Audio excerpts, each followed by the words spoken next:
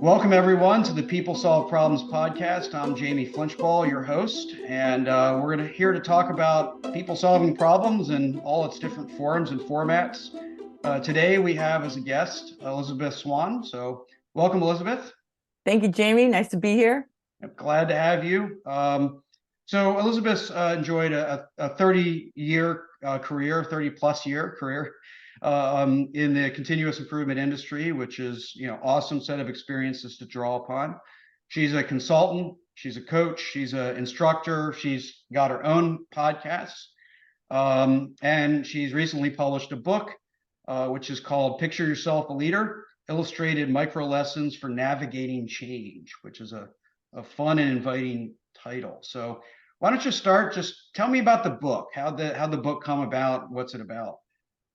Love to, Jamie. So the book came in the middle of COVID, or early on in COVID, actually. And, like a lot of us, right, we were benched, there was no traveling to clients. And I had some time. And I thought, well, it would be nice to sort of capture some of the things I've learned in these, so many decades in the problem solving world. So I would just take one issue, one thing that happened, what I got out of it. And then I wanted to hear what other people had learned about that particular issue. So I'd put questions out on LinkedIn. So I wrote the post and I put the question out. And then because I have an art background, it wasn't like, I would never have thought of myself as an artist, but I always doodled. And a mutual colleague, Karen Ross, was like, well, put some drawings in there. So I just started trying to capture the issue in a drawing, kind of a combination of a cartoon and a line drawing. And then people responded, like yourself, right? So I'd get these great conversations. And, I start doing that every Tuesday, and about 30 or posts in, people started saying, well, it'd be great if these were all in one place. So I thought, oh, okay. I've heard of the format blog to book. So I think you just put your blogs together and they form a book, right? Mm-hmm. Voila. You stack them end to end and out they go. And then when I started the process, I realized, this is actually involves some choices. This involves some continuity. This involves figuring out what are the different categories of things I've written about. And this involves, I really love the voices of the crowd, right? People like you who just gave their experiences, gave tips how they dealt with a particular issue. So I curated those voices into, 3 quotes that I felt captured maybe a book, a technique, an experience, and created a wisdom of the crowd section. So these micro lessons are that initial, probably not that initial. Everything's been, as you know, you're an author, Jamie, how much work a book is, right? So you rework. So it's these stories with the illustration, the questions, the crowd, and then reflections on having taken all of that in, right? And reflected on the past. And then questions for the reader, like, what would you see if this is an issue for you? What could you experiment with, basically? So using PDSA again, using experimentation, problem solving in that same guise. Yeah, it was fun. Awesome. I'm not an artist, so I commend you on putting yourself out there like that, and then going all the way to a book, which is pretty cool. So you wrote the book in a collaborative nature. Your podcast is has a co-host, so you naturally collaborate there. So let me take that collaboration theme into problem solving. So how do you think about collaboration and just the inclusion of others in the basic problem solving process? So as you can tell, I'm a huge collaborator. I'm very comfortable asking people to join in. So that is always my approach. It's always to reach out. I was just thinking yesterday, I was drafting up a pitch to do something, and I knew like 2 people that don't think the same way I do. And I separately sent it to each of them saying, what do you think? They had very different things to say. And I sort of gleaned what was helpful from both of them. So personally, I constantly take that inclusion road. when I'm working and coaching other people, I always try to encourage them to think about, if they were including people, who would it be? Like, and going to where the work happens. I said, go watch is who's doing parts that you're not doing, sort of open your eyes to who you could include. I often feel that people take things on. There's that, I think unintentional mostly, but it's not just trying to be a hero. It's trying to take the burden of problem solving on themselves and not, burden others. And instead, they're missing an opportunity. So just trying to encourage people, remember, other people want to know. They could be interested, and you'll find out, right? You could ask, and if they're interested, they'll join you. And if not, ask another person. Yeah, we often criticize people for not including others as an act of control, a negative trait. But as you kind of pointed out, it often is, out of good intentions, right? I'm going to just take this burden on so you're not burdened. And I, it's good intentions, right? Just maybe not the best outcome. I really liked, not just inclusion for inclusion's sake, but who would it be? If you included people in the process, who would it be? Just by asking that, it forces people to just do a little rigorous thinking about why you would include them. And I think that probably makes you include them in a better way, right? So it's not just, oh, I've asked others, I've included people. It's like, why are these people included? Just you asking that question in that way, I think is a useful frame, because it gets people to think about, well, what are they bringing to the table, and to think about that before they start. Yeah. So, you mentioned your art background. You've created this book in a creative way, right? Both the strategy as well as the content. So, creativity mostly shows up in problem solving, and in what I like to call ideation, often is called brainstorming.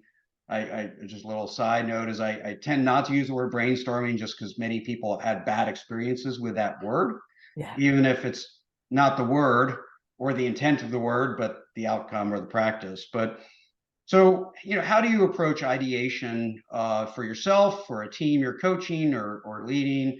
How do you think about that step in the process? This is such a great question. And I love that you acknowledge that brainstorming is a tough word, and that I, like you, try to avoid it. And what I learned was, and I think, like, I don't know, a few decades back, when I would be in class teaching a Greenbelt workshop, and there would always be a section where now we're teaching the improved phase of DMAIC, right? The Six Sigma method.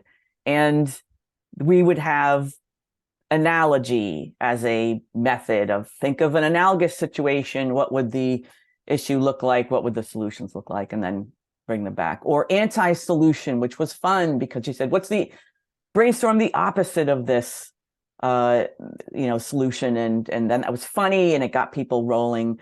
But I realized it was never like amazing ideas that came up. And I would check occasionally, because some clients I had for decades. So I was like, do you ever use those? And they're like, not really. So I was like, why am I teaching these? I'm not seeing much. So they're sort of lackluster in the workshop, and they're not being picked up. So then one of the questions I asked during that was, I asked people, where do you get your best ideas? And they would always, you could probably fill the blank in too, be like, oh, in the shower, when I'm walking the dog, when I'm driving home, middle of the night, I wake up, and all kinds of activities. A lot of it was activity, right? Some rote activity where you're washing the dishes, you're doing something you know how to do. You could do it in your sleep. Sometimes just driving home, which people, you drive in your driveway and you don't even realize the last 10 minutes, where you were. So I found out that I think it's Neil Herman did the research on what happens with different brain waves. Mm-hmm. And where you'd think you have them, I think, are in alpha waves, where you're in conversation and you're engaged and maybe you're brainstorming, quote unquote. And then where your best idea flow comes in is theta waves. And those are during those moments of rote activity, or those moments as you drift off to sleep, or as you wake up. When you suddenly, I have a pad next to the bedside. I know that's going to happen, so I know I'll grab stuff then. So given that, if no one said in my cubicle, no one said in the conference room, nobody said at work at all. So then I'm really mindful of putting out what I would call a how can we question and encouraging problem solvers to do this. Put it out there, let people, give them a night, give them some time, let them go engage in rote activities, then come back. And then, do the whole converge, diverge, like see where you go with some of what came up. But you're going to come up with a better quality of idea if you let people have those moments of theta idea flow. That's great, really useful. I think the choice, in that process where you are in control of sort of the team's process, right? Where you get the ability to make that decision of, I'm going to give you some overnight time to soak on it. A lot of times I see people really try to force it, right? They try to inject some creativity processes or, just sort of force the creativity into the process. But everybody works a little differently, right? And so allowing for that, whatever's going to work best for you, you don't even have to plan it. We're just going to allow for it, right? And I think there's whether it's problem solving, I also think in decision making, which to me is just a form of problem solving.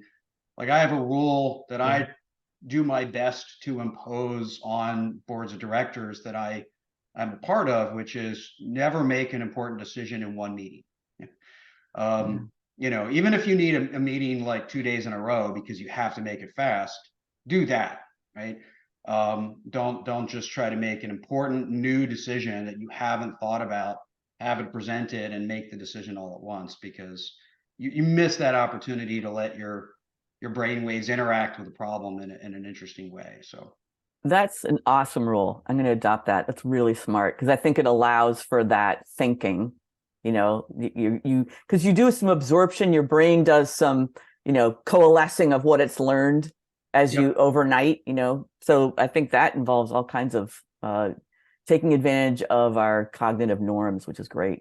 Yeah, it also breaks the momentum, right? So if you start the conversation one place and then the momentum takes you down a path, like that might be a good path, it might not, but at least it breaks that momentum and you get to sort of reset it and at least explore where else it might take you. So you talked about your role sort of as a facilitator and a coach, and one of the most interesting challenges I see as I work with leaders is they're not always very conscious about their role in it. Should they own the problem? Should they delegate it? Should they coach it? Should they facilitate it? And it doesn't matter whether we're an individual contributor, a leader, an executive, a coach and consultant. Like, you still have to face that question: what do you want your role to be, or what should your role to be? So how do you think about role clarity in problem solving? That's also a great question. I have kind of a personal experience on this one, but then a really compelling client experience. I worked with Starwood Hotels and Resorts and then Marriott after they bought them for decades, and was part of the group and did a lot of the initial direction, rollout for, at the time, Six Sigma with Starwood, starting in '99. And one of the biggest projects we ever did was called Be Safe early on. And it was looking at workplace injury, workman's comp, how long people had to be off the job. And one of the big kind of changes and this impacted people's role in problem solving that came down was, if you see a spill, clean it up, get it cleaned up. Make sure it's clean. It doesn't matter what your role is. It doesn't matter who you are in the food chain. It doesn't matter what part of the hotel you're in, back of the house, front of the house, because people are in different areas. And I was talking to my Sally Toyster, who was both at Starwood and then she ended up over at Marriott in charge of operational excellence. And she was describing, now they had combined teams, right? It was both Marriott and Starwood, and she's got them, I don't know, she's doing like a 5S in the hotel gym, which, hotel people don't normally go to, right? That's for guests. And somebody from the Marriott side was stepping on a box to clean behind the television set that was mounted on the wall. And all the Starwood folks said, no, no, no, no, no, you can't step on a box. You can't step on a box. You got to step on a step stool, whatever. And they ran to get something appropriate. And she was amazed that 20 years later, right? This is decades after this project, that was still part of the culture. Mm-hmm. And then the Marriott leadership was asking her, why are the numbers on workman's comp and workplace injury timeout all lower at the Starwood properties? And it was just like, wow, what an incredible impact that decision about your role in problem solving had. So that's like kind of a big scale one that I just think I really find that fascinating. Yeah, no, that's and I think this is a challenge that a lot of organizations face, is that they think about roles based on job titles as opposed to roles based on events, right? And that's an example of, you know, a job title agnostic role, right? A customer has a problem. My job is to help them. There's a safety issue. My job is to step in and intervene, right? That's event-driven roles, and a lot of people want to tie it back to a job title, and sometimes that's not only not useful, it's sometimes inappropriate, right? And so I think it's a really helpful frame. I'm a lifelong Marriott. Actually, I'm titanium for life, I think, which Oh is, yeah, I don't like to brag about those because that was a painful thing to earn. But we can brag together, Jamie. We both painfully earned titanium. yes, yes. All my status has come in the way of, you know, blood, sweat, and literally tears. So with experiences, but I love that story, right? Because it really does illuminate your role is you are there, right? And your interaction with the moment is what matters, not Yeah, nothing to do with your job title yeah, in that regard. So yeah. so, you know, with those experiences, right? So that would be an example of perhaps a blind spot that Marriott had, that, you know, Starwood helped illuminate, right, in that particular case. So, but as a consultant, you get to come in from the outside. Certainly, that always makes it easier to see what people are missing, right? Their own blind spots. They're not aware of what they're missing. And so just I'd like your perspective on how do I identify blind spots? How do you help surface them, communicate them, elevate them, whether it's within problem solving or just, you know, broader in your engagements? But one of the things that helps is just to get one-on-one time with people and get their take. And then you kind of get what's happening in the unspoken world. There's what people are going to say in meetings, what they feel safe discussing, and then you get kind of the undiscussed stuff. So sussing that out usually tells me where the blind spots are, that people aren't acknowledging, what's not being acknowledged, what's not being surfaced, and what will eventually hurt the group and prevent them from problem solving. So that is helpful. And then, you know, finding ways to address it and usually it takes a couple of layers before you can get it into a full group. I had a colleague who would err on the side of like, well, he'd interview everyone on the outside solo and then put them in a fishbowl and have people just like, all right, let's throw the bomb in there. Like, here's the tough topic, you know, and then you can swap in and out, you know, who wants to address it now, and then you come out, but you're watching it and everybody's agreed to do it, right? You get agreement on doing that, but not all cultures can handle that kind of sort of shock problem solving. But yeah, I find that those individual conversations help me. Yeah, no, I think that's right. It helps get to the, you know, again, to what you said, that what's not being said, what's not being communicated, and helps shine a spotlight on it. So you know, then as an outsider, you can help shine that light and maybe re-articulate it in a way that's helpful, because often those those conversations aren't the most constructive ways in which they're said. So then how do I take all of that sort of wisdom and what people are seeing and turn it into something useful? Yeah, I remember, this goes back a long ways, but when I was actually inside DT Energy, I was part of a transformation team, and we did a bunch of interviews all throughout the company, basically to produce this big report. Here's where we are. And what we found was that the executives said these are the top 10 issues in the organization, but the employees don't see it. The employees said these are the top 10 issues in the organization, the executives don't see it, and it was the same list. So everybody saw it, just nobody was talking about it. And so we hopefully, with that, I can't even remember what was on the list. It was, like I said, it was 25 years ago, but just at least it makes everybody aware. Oh, you know what? We do see it, right? Everybody does see it. Now we can maybe start to work on it. So I really appreciate you joining, talking about, problem solving and your take. Again, you have a very people-oriented view on problem solving, not tool first, not even problem first, right? But people first kind of mindset. So I appreciate that.